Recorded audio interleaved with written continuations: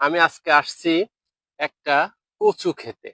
অর্থাৎ এখন কচু রোপণের সময় এবং আমার কৃষক কচু রোপণ করছেন।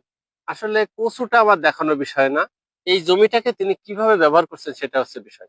এখানে আপনার উনি দুই সাইড দিয়ে পটলের চারা দিয়ে দিছেন, পটলের লতি দিয়ে দিছেন। এরপরে এখানে তিনি যে জিনিসটা দিছে সেটা হচ্ছে বিট কপি দিছেন, লাল শাক দিছেন, পালং শাক দিছেন। কিছুদিন পরে এখানে যখন এই পটল উঠতে 3 মাস সময় লাগবে, চারা উঠতে 3 মাস সময় লাগবে, এর ভিতরে বিট কপি উঠে যাবে, লাল শাক উঠে যাবে, এবং এর ভিতরে উনি কিছু পেঁয়াজও দিবেন।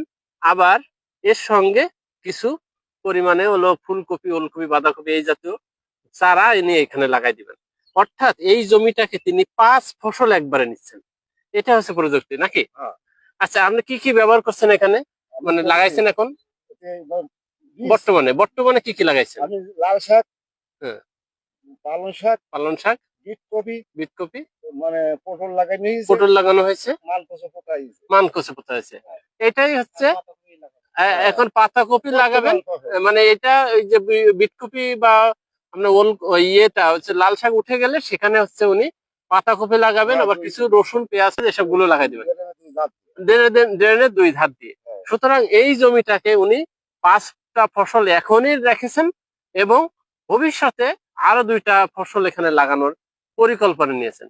এটাই হচ্ছে এখানের প্রযুক্তি। আসলে আমরা এটা ব্যবহার করতে পারি, কারণ মানকোচ একটা উচ্চ মূল্যের ফসল। এর সঙ্গে বিটকপিও ভালো দামে বিক্রি করা যায়, এবং পটল তো উচ্চ মূল্যের ফসলই। অর্থাৎ উচ্চ মূল্যের ফসলগুলোই কিন্তু উনি বিভিন্ন ঘুরে ফিরে এখানে লাগিয়েছেন। ধন্যবাদ। প্রযুক্তিটা গ্রহণ করার চেষ্টা করবেন। আল্লাহ হাফেজ।